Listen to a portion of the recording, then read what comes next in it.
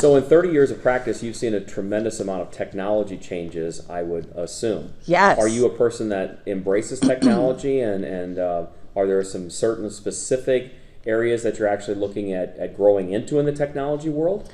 So I'm a huge fan of technology, both in its the efficiency that it brings to practice, and I also and yes, I am branching into a couple of new areas. I have a pretty strong belief that it's not good for our clients or for us to have a lot of communication in email.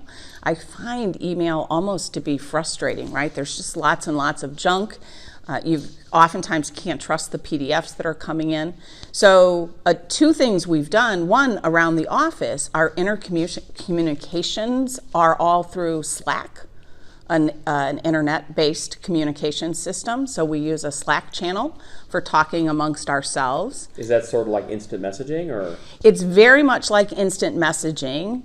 It's a free service. Anybody can do it, and it allows you to have regular communications. You can actually keep the communication, so it's not like it shows up as a text message on your phone. So you can actually have a history of how the conversation has been, but it keeps it out of email. You know, one of the things you hear as you learn about cybersecurity and data breaches, some huge percentage of those data breaches happen because somebody opens an attachment to an email that they shouldn't have opened.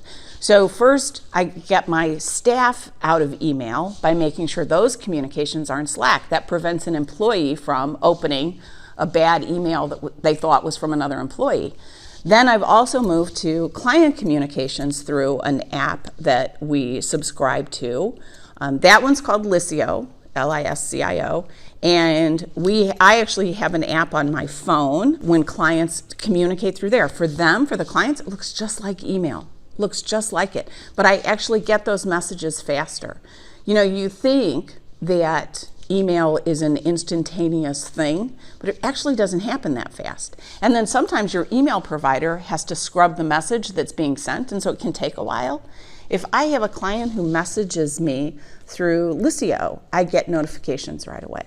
And I don't have to worry about whether or not it's a message that I can open, it's safe, and I know it's from a client because I know the only people that have access to my Liscio app are people I've given permission to communicate that way.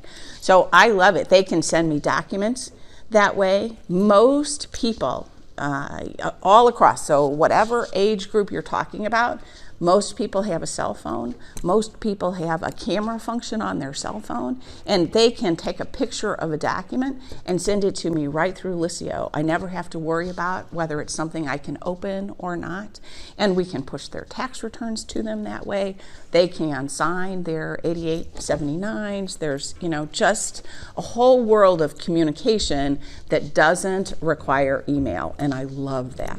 And I guess by the fact that they subscribe, for lack of a better term, then it's secure. Absolutely. It's not open to the public. It is not open to the public. It's almost like a closed network. Yes, and extremely secure. They've invested a lot of money. In the background, they will tell you that their data security is as safe as NSA. So their protocols are like NSA. And I'm very comfortable that it's completely safe, yes. 30 years of experience in the tax world. What do you think the biggest challenge is facing tax practitioners and maybe even yourself going into the next era of your career? See, it's kind of interesting because I think about it not so much the law itself, right? So I think that we have a good grasp of what it is and how to learn it, and those things change, and that's always been the case. I think that what's going to change more significantly is the way we do business. So I look at my son, my 30-some-year-old son, and how he does business in the world. If he can't find you on the internet, if he has to spend time with you on the phone, time with you in your office, he has absolutely no interest. He rarely, if ever, walks into a retail store. Almost everything he gets, he buys, and it gets shipped to him.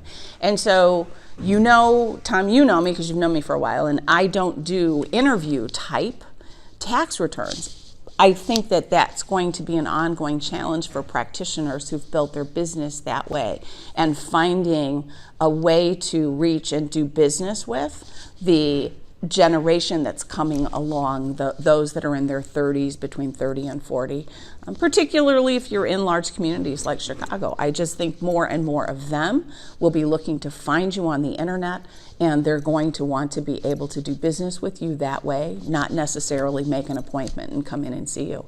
You know, if you look at it, all professionals, so you know that there are some doctors that you can actually have an appointment with them over FaceTime, Skype, Zoom, and they'll diagnose and provide information to you, and you don't have to make an appointment. You don't go in and see them. It's all done right over your phone.